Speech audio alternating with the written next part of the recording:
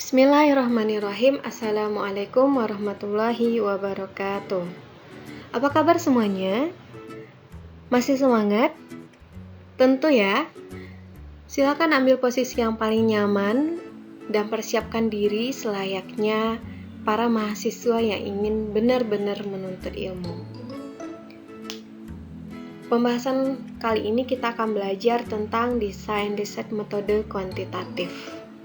Sebelum kita bahas materi ini, kita kilas balik dulu. Pada pertemuan sebelumnya, kita sudah membahas tentang definisi statistika, data, klasifikasi data berdasarkan kategorinya, kemudian kegunaan data, peran dari statistika, dan kemudian pada pembahasan terakhir kita membahas tentang siklus dalam penelitian. Nah, materi ini saling terkait, khususnya tentang kategori data berdasarkan skala di mana ada data ordinal, nominal, ada rasio, dan interval. Itu sangat kuat kaitannya dengan materi kita hari ini. Jadi pahami lagi dan ingat lagi materi sebelumnya sebelum kita membahas materi hari ini. Nah, kita mulai pembahasan kita tentang desain riset metode kuantitatif.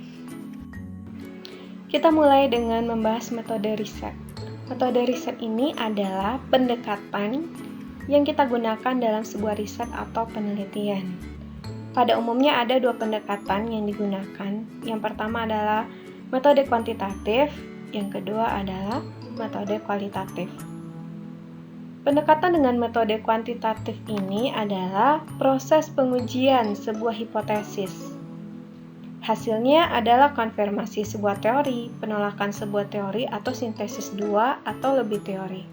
Kalau masih ada yang belum akrab dengan istilah hipotesis, kita akan membahas pada slide selanjutnya. Pada intinya, metode kuantitatif ini kita menguji sebuah hipotesis.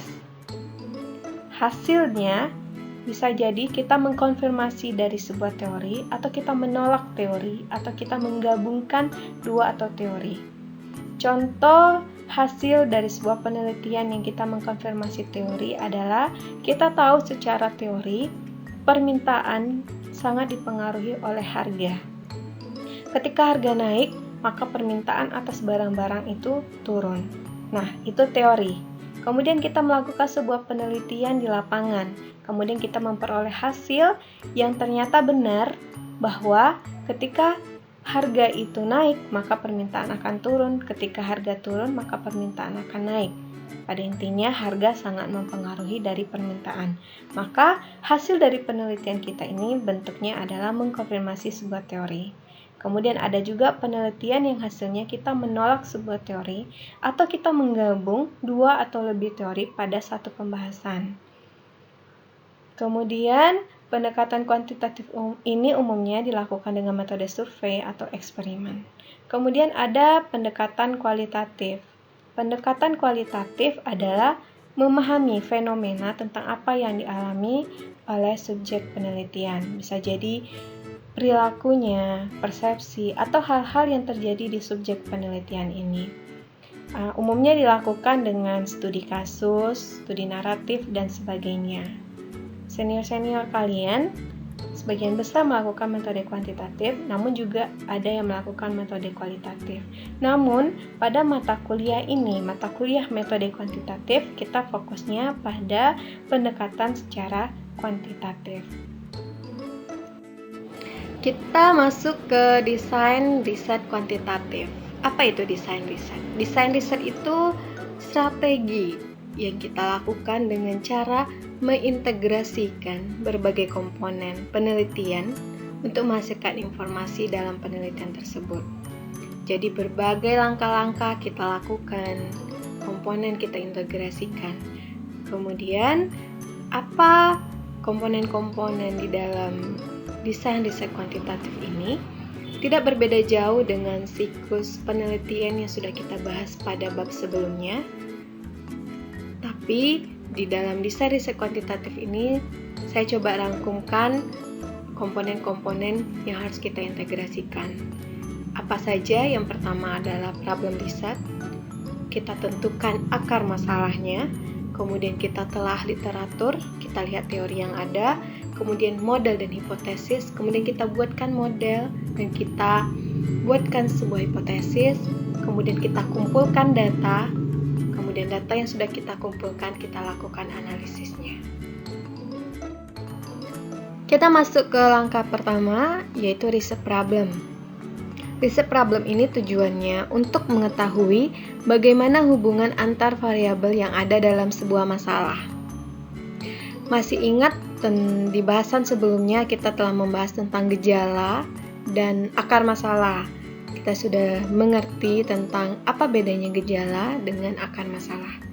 Nah, sama dengan yang sudah kita bahas sebelumnya, bahwa kita harus benar-benar terhadap satu masalah yang ada, kita harus paham mana yang disebut dengan gejala, mana yang disebut dengan akar masalah. Untuk sederhananya kita masuk ke contoh. Jadi di sebuah bank syariah, mereka mengalami penurunan produktivitas kerja. Kemudian bank mencari apa penyebab penurunan produktivitas ini. Sehingga kemudian diketahui penyebab dari penurunan produktivitas ini adalah karyawan yang tidak maksimal dalam bekerja.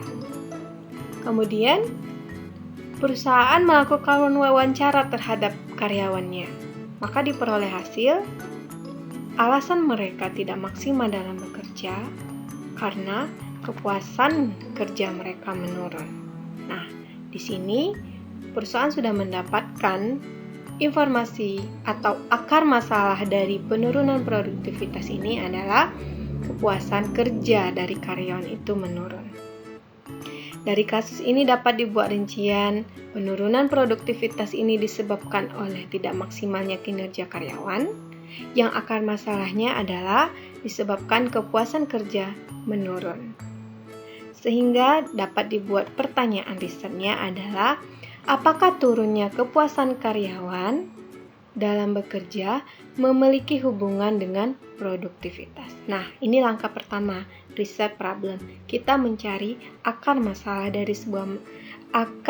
dari sebuah kasus, kemudian kita buatkan pertanyaan penelitiannya. Tahapan selanjutnya adalah telaah literatur. Setelah kita menemukan akar masalah dan membuatkannya ke dalam suatu pertanyaan penelitian, kemudian kita melakukan telaah literatur menyangkut arah dari hubungan antar konsep. Dalam konteks ini, konsep yang ingin kita telaah merupakan konsep tentang produktivitas dan konsep kepuasan kerja. Yang harus dipahami, apakah ada landasan yang cukup kuat mengenai hubungan dua konsep tersebut?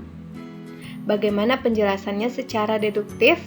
Deduktif itu apa? Deduktif itu penalaran tentang suatu pernyataan untuk kita nantinya menghasilkan kesimpulan. Bagaimana penjelasan secara deduktif rasa puas karyawan dalam bekerja bisa mempengaruhi produktivitas?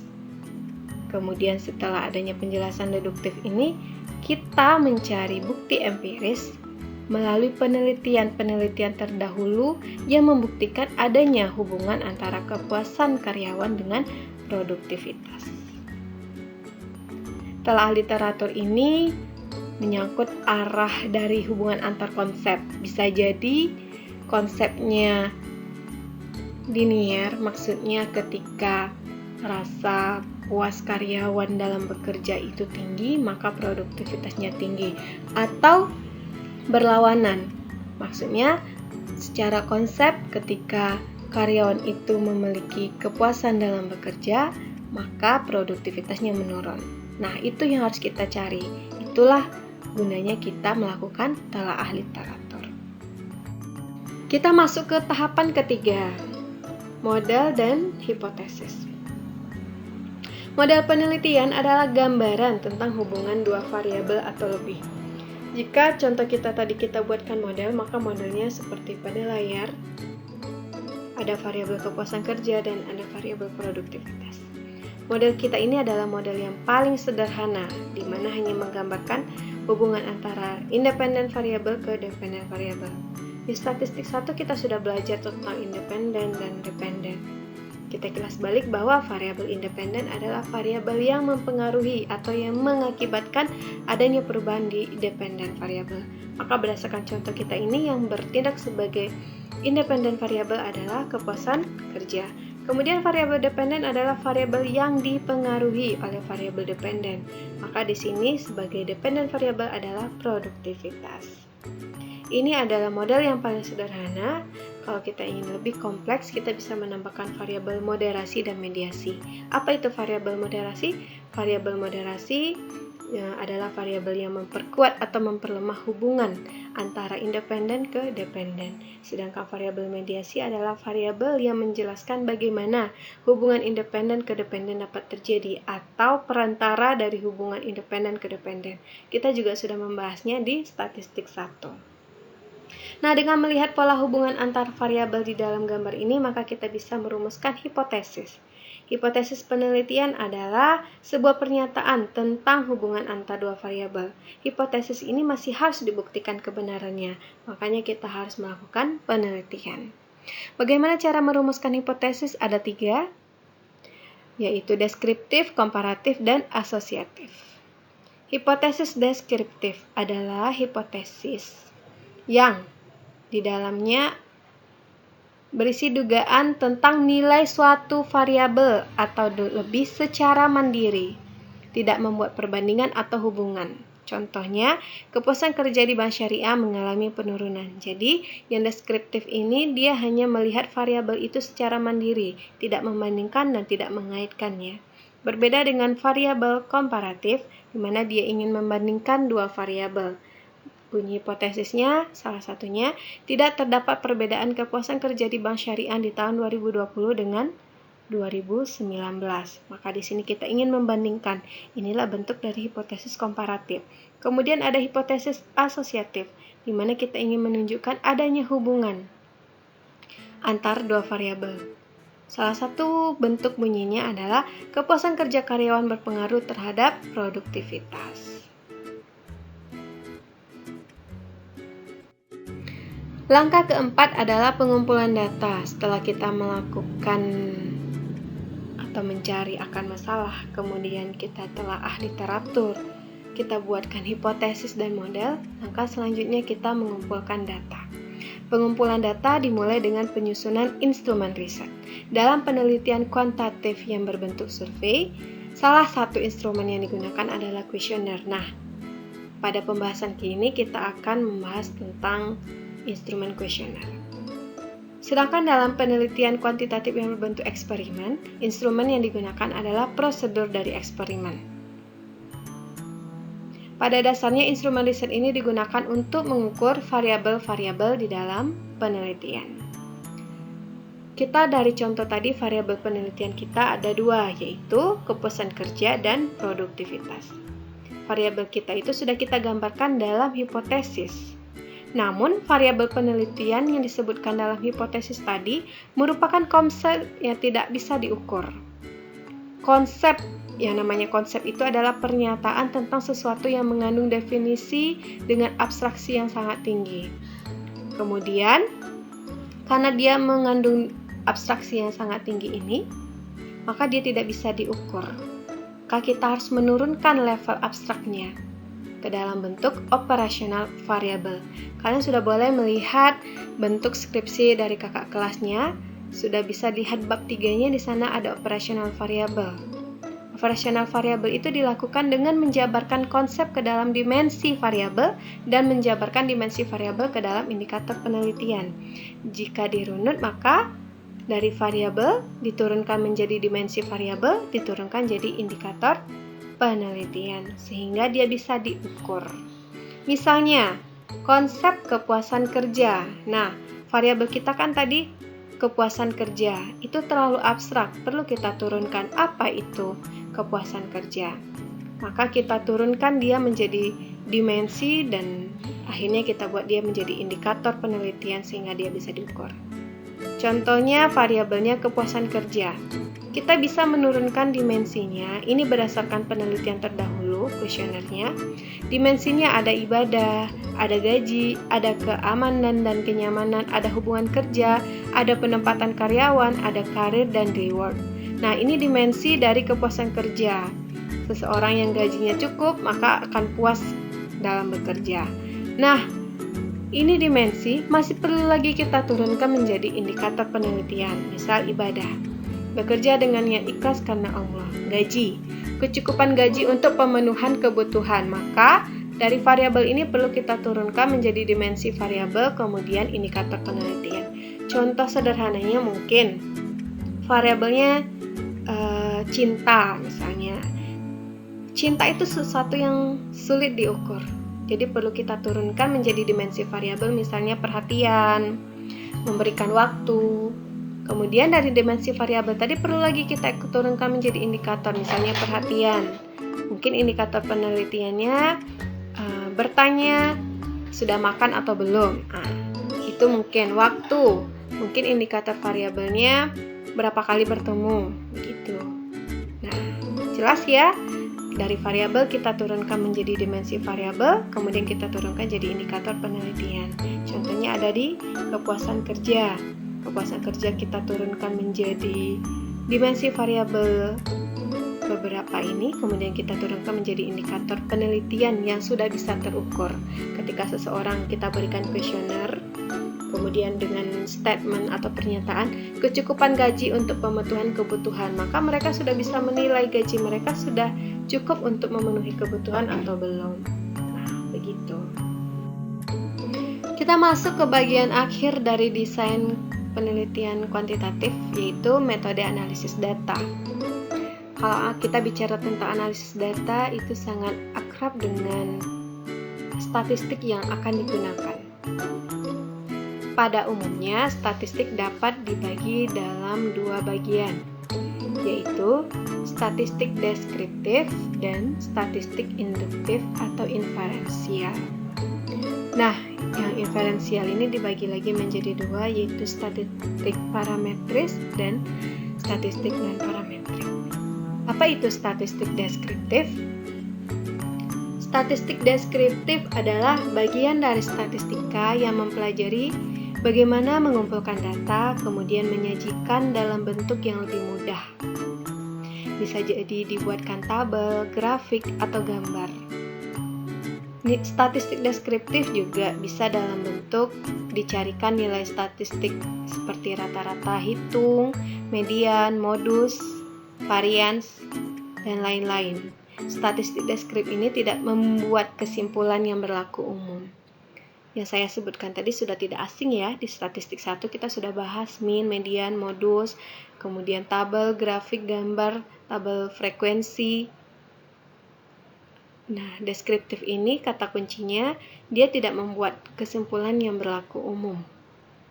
Dia menyajikan data, misalnya kita membagikan kuesioner, kemudian berapa kuesioner yang kita bagikan, berapa kembali, berapa yang tidak kembali, berapa yang diolah. Nah, supaya bisa dipahami, dibuatkanlah bentuk tabel. Maka itu bagian dari statistik deskriptif. Untuk memudahkannya, buka skripsi senior di bab 4 statistik deskriptif. Apa saja yang termaksud di dalam statistik deskriptif? Misalnya mediannya berapa, modusnya berapa, itu bentuk dari statistik deskriptif. Sedangkan statistik induktif adalah pengumpulan data, kemudian diolah, kemudian ditarik kesimpulan. Nah, ditarik kesimpulan ini yang membedakannya dengan deskriptif. Kemudian kesimpulan yang sudah kita buat ini dapat kita generalisir untuk populasinya. Bentuk dari statistik inferensial ini bisa menguji hipotesis atau uji regresi atau korelasi. Dalam statistik induktif ini terbagi lagi menjadi dua, yaitu statistik parametrik dan statistik non-parametrik. Apa itu statistik parametrik? Statistik parametrik itu adalah parameter dari populasi yang distribusinya normal dan mempunyai varians yang homogen. Kalau definisi lain, statistik parametrik ini digunakan untuk menganalisis data interval atau rasio yang diambil dari populasi yang bersifat berdistribusi normal. Jadi ada dua kata kunci. Yang pertama, yang parametris ini, dia berdistribusi normal dan kemudian dia berskala interval dan rasio. Maka kita harus tahu skala yang kita gunakan untuk penelitian kita. Kemudian statistik non-parametrik adalah bagian dari ilmu statistik yang berusaha untuk mengambil suatu kesimpulan tentang populasi yang diteliti yang parameternya tidak memenuhi syarat tadi, yakni dia tidak berdistribusi normal. Bisa dilihat ya di bagian pembagian dari statistik. Kemudian kita bab sebelumnya juga sudah membahas tentang skala pengukuran. Tadi saya juga sudah menyinggung parametris dan non-parametris itu dibedakan berdasarkan skala pengukurannya, di mana parametris itu untuk skala, rasio, dan interval, dan non-parametris itu untuk yang nominal dan ordinal. Berikut saya tampilkan tabel di mana saling berhubungan antara skala dengan contoh statistika yang cocok dan uji statistik. Contohnya, jika skala yang kita gunakan nominal, maka contoh statistik yang cocok adalah koefisien kontingensi misalnya. Ujinya adalah uji statistik non-parametrik. Sedangkan untuk interval dan rasio, itu bisa uji statistik non-parametrik dan parametrik. Dia akan non-parametrik jika dia tidak berdistribusi normal. Bentuk contoh statistika di sini hanya sebagian. Ada lagi contoh-contoh lain yang tidak bisa disebutkan semuanya di sini. Misalnya rasio atau interval bisa kita contoh statistikanya dalam bentuk regresi. Kita mengenal SPSS. SPSS itu salah satu aplikasi yang digunakan untuk menganalisis data. Awalnya SPSS itu digunakan untuk ilmu-ilmu sosial, kemudian sekarang kemampuannya sudah diperluas untuk berbagai penggunaan, bisa di pabrik, riset ilmu sains, dan lainnya, sehingga kepanjangannya pun berubah. Nah, pada mata kuliah metode kuantitatif ini salah satu outputnya kita bisa nantinya menggunakan aplikasi SPSS ini. Sekian materi kita hari ini. Terima kasih atensi dan waktunya. Semangat memahami ya. Semoga ini mempermudah kalian untuk mempelajari bahan perkuliahan. Assalamualaikum warahmatullahi wabarakatuh.